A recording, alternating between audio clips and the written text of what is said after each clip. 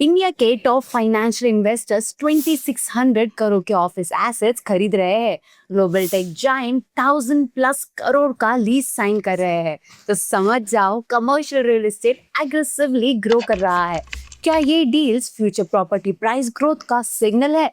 और कौन से सिटीज कमर्शियल इन्वेस्टमेंट के लिए नेक्स्ट हॉटस्पॉट बन रहे हैं और इसका इम्पैक्ट आपके रेजिडेंशियल या कमर्शियल इन्वेस्टमेंट पर कैसे पड़ेगा? तो चलिए शुरू करते हैं बैंगलोर और पुणे के कमर्शियल मार्केट से। आईसीआईसीआई प्रूडेंशियल अल्टरनेटिव्स ने बैंगलोर और पुणे में 2600 करोड़ के grade A office assets acquire किए हैं, जो आरएमजेड पोर्टफोलियो का पार्ट है। अब ये डील क्लियरली शो करती है कि इंस्टीट्यूशनल इन्वेस्टर्स अभी भी कमर्शियल रियल एस्टेट में स्ट्रॉन्ग कॉन्फिडेंस दिखा रहे हैं।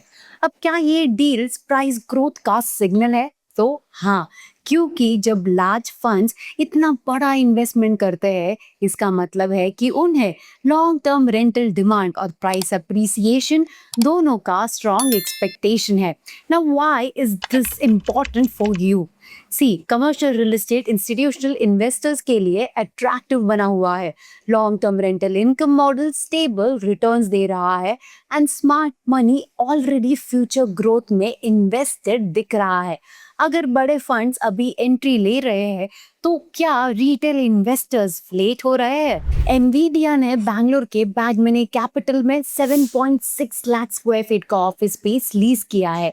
1230 करोड़ का डील 10 इयर्स के टेन्योर के लिए। कंपनी ने 12 फ्लोर्स लिए हैं। मंथली रेंट अप्रॉक्स 8.59 करोड़ है और हर 3 साल में 15% रेंट एस्केलेशन भी इंक्लूडेड है।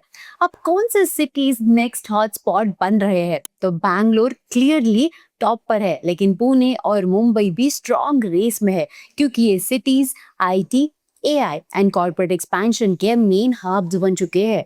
और सिर्फ एनवीडिया ही नहीं, एप्पल, कॉलकॉम, मॉर्गन स्टैनले जैसे ग्लोबल प्लेयर्स भी इंडिया में एग्रेसिवली एक्सपैंड कर रहे हैं। इसका आपके इन्वेस्टमेंट्स पर क्या इम्पैक्ट होगा? अब जहाँ जॉब्स क्रिएट होती है, वहाँ हाउसिंग डिमांड बढ़ती है, और जहाँ डिमांड बढ़ती है, वहाँ प्राइसेस और रेंटल्स दोनों इंक्रीज होते हैं।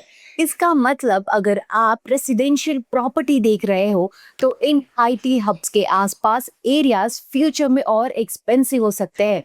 और अगर कमर्शियल इन्वेस्टमेंट देख रहे हो, तो ये cities already high potential zones बन चुकी है। आज के अपडेट से एक बात क्लियर है, इंडिया का कमर्शियल रियल एस्टेट सिर्फ स्टेबल नहीं, बल्कि ग्लोबल और इंस्टीट्यूशनल डिमांड से ड्रिवन स्ट्रॉन्ग ग्रोथ फेज में है।